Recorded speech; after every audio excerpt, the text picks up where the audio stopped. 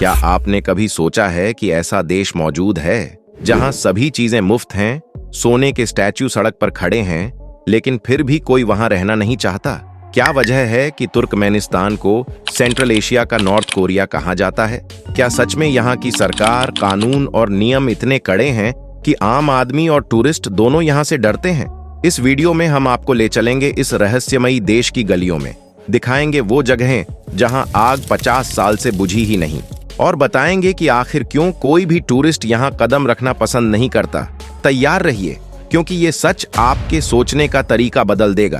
तो बने रहिए हमारे साथ अंत तक, और कमेंट में जय हिंद लिखना न भूलें। इसी तरह की और रहस्यमयी जानकारी प्राप्त करने के लिए हमारे चैनल ट्रू हिस्ट्री को आज ही सब्सक्राइब करें और बेल आइकॉन को प्रेस करें।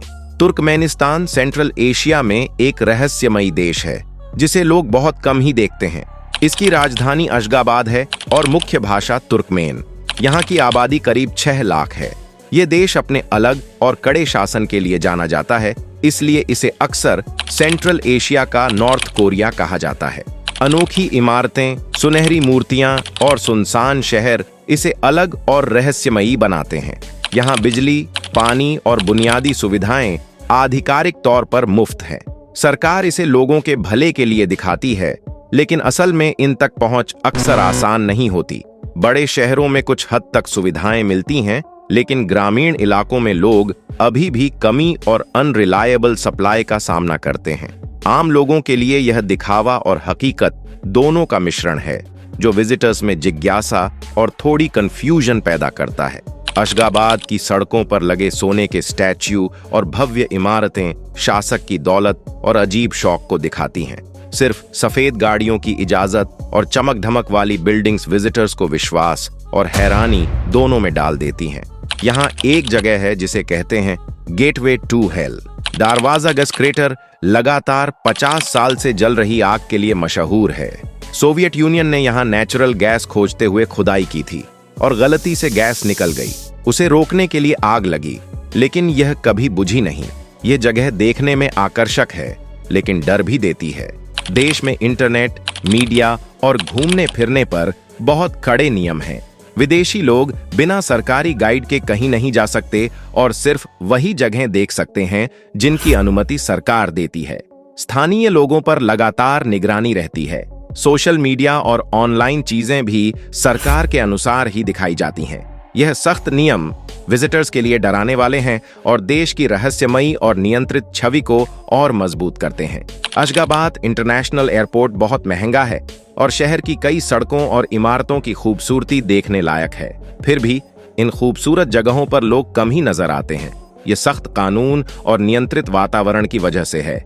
विजिटर्स यहाँ की भव्यता देख सकते हैं, लेकिन आराम से घूमना मुश्किल है, इसलिए शहर खाली और सुनसान लगता है। देश में इस्लामी परंपराएं गहराई से बनी हुई हैं।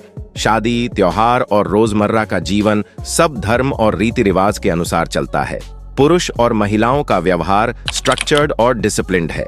लड़कियां अक्सर अपने परिवार को प्राथमिकता देती हैं।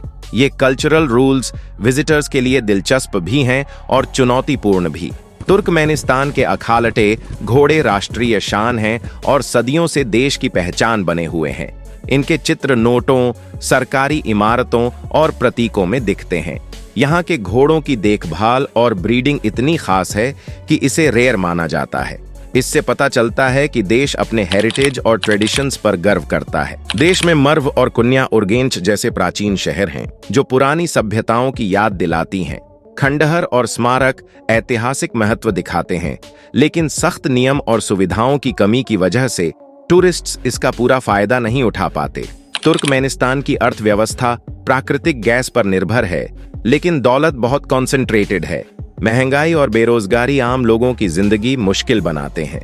इस फर्क और सख्त नियमों की वजह से टूरिस्ट्स देश की असली जिंदगी अनुभव नहीं कर पाते। अगर आपको यह जानकारी उपयोगी लगी हो तो वीडियो को लाइक और शेयर करें और हमारे चैनल को सब्सक्राइब करना न भूलें। धन्यवाद।